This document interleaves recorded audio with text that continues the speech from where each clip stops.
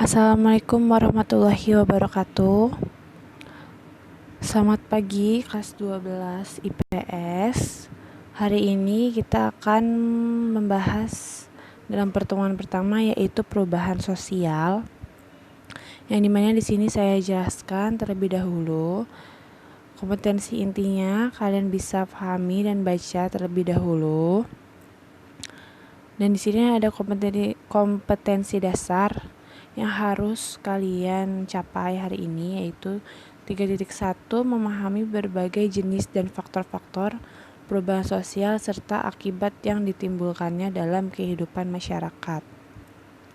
Yang kedua ada 4.1 menalar berdasarkan pemahaman dari pengamatan dan diskusi tentang perubahan sosial dan akibat yang ditimbulkannya. Lalu di sini ada hakikat perubahan sosial. Hakikat perubahan sosial itu adalah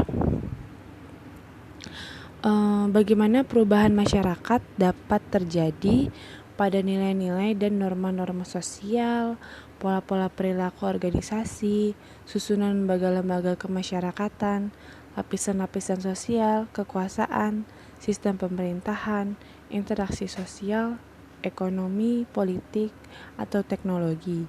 Jadi di sini ini menunjukkan bahwa perubahan tersebut menyangkut masalah sosial yang sangat luas dan kompleks. Ibu harap kalian juga sambil mencatat dengan penjelasan yang Ibu berikan. Jadi perubahan ini tidak hanya menyangkut masalah sosial tetapi juga menyangkut kebudayaan. Karena perubahan yang secara spesifik itu menyangkut persoalan sosial adalah struktur sosial dan lembaga sosial.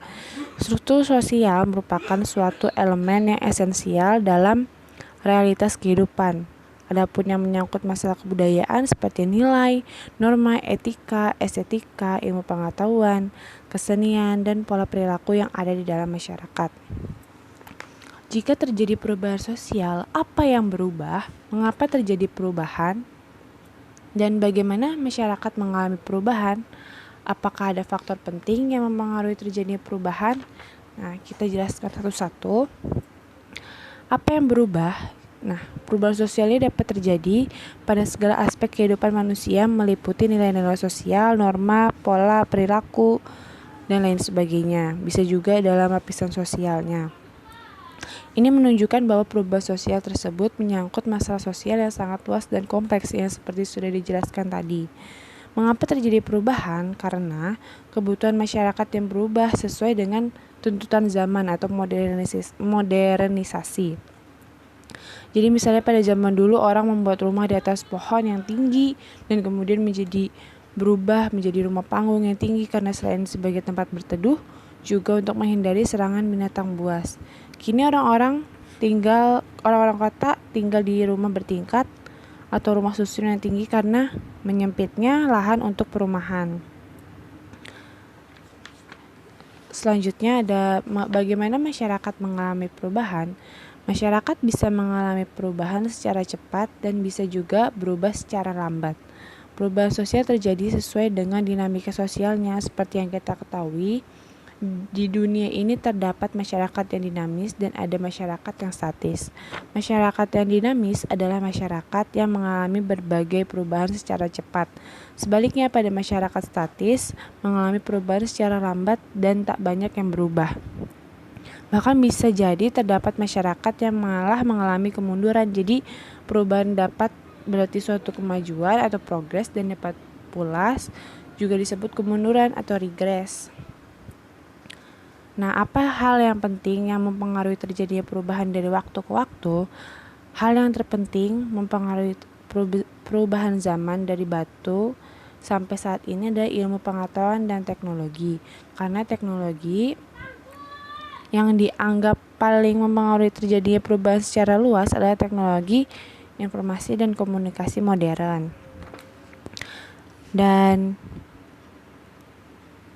selanjutnya ada penyebab perubahan sosial.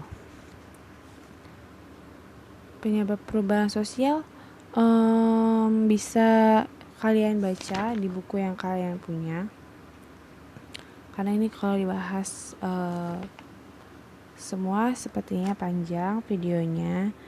Jadi langsung saja ke teori perubahan sosial. Teori perubahan sosial, terus ada bentuk perubahan sosial, ada dampak perubahan sosial. Nah, dampak perubahan sosial nih ada jadi dampak perubahannya itu bagi kehidupan sosial. Perubahan sosial yang diterima masyarakat kadang kan tidak sesuai dengan keinginan. Jadi hal ini setiap orang memiliki gagasan mengenai perubahan sosial yang mereka anggap baik, sehingga perubahan yang terjadi dapat ditafsirkan bermacam-macam sesuai dengan nilai-nilai sosial yang mereka miliki. Perubahan sosial akan mengancam kepentingan yang sudah mapan, hak istimewa yang diterima dari masyarakat akan berkurang atau menghilang, sehingga perubahan dianggap akan mengganggu berbagai aspek kehidupan. Jadi perubahan itu dianggap juga sebagai suatu kemajuan, sehingga setiap perubahan harus diikuti tanpa dilihat untung ruginya bagi kehidupan. Jadi penambahan juga dianggap membawa nilai-nilai baru.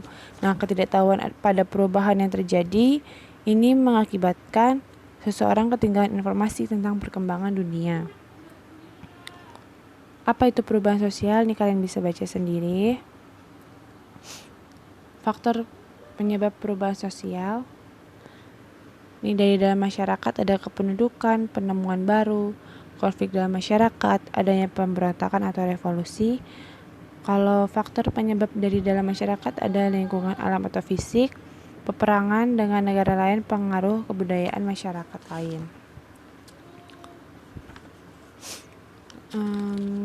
Kita lanjut ke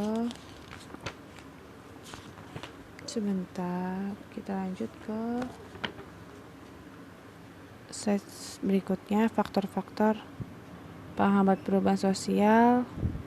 Ini kalian bisa cari definisinya sendiri, pasti kalian punya bukunya. Ini saya buatkan poin-poin pentingnya saja.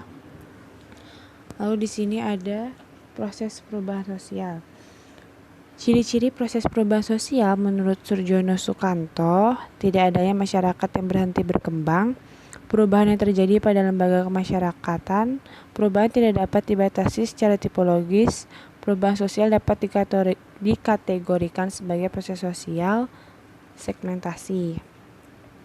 Nah, di sini ada difusi, akomodasi, akulturasi, dan asimilasi. Saya jelaskan salah satunya, yaitu ada difusi. Difusi itu adalah suatu pengertian, misalnya terjadi proses difusi, masyarakat yang paling inventif pun hanya menemukan sebagian dari seluruh inovasi yang ada di dalam masyarakat itu. Artinya, tidak ada satu masyarakat pun yang telah mengetahui secara keseluruhan dari misteri alam semesta. Keterbatasan mereka itu menyebabkan banyaknya invensi yang akan ditemukan oleh masyarakat lain dalam proses perkembangannya. Oleh karena itu, difusi akan terus berkembang dari satu masyarakat ke masyarakat yang lain tergantung dari banyaknya invensi dan penemuan baru lainnya. Dan yang lain-lainnya, pengertian difusi, akomodasi, akulturasi, asimilasi, bisa kalian lihat di sumber lain. Ibu minta teori-teori perubahan sosial ini kalian cari pengertiannya. Dan ini juga bentuk perubahan sosial, poin-poin pentingnya coba kalian jabarkan. Dampak perubahan sosial, dampak positif dan negatif. Nah, biasanya perubahan sosial itu sebagai akibat globalisasi. Globalisasi itu bisa menyebabkan perubahan sosial budaya. Nah, pengertian-pengertian yang sebelum-sebelumnya belum sempat dijelaskan bisa kalian cari referensi di Google, boleh sekali, atau dengan buku yang kalian sudah punya kalian catat. Dan selamat siang, terima kasih sudah menyimak video ini. Wassalamualaikum warahmatullahi wabarakatuh.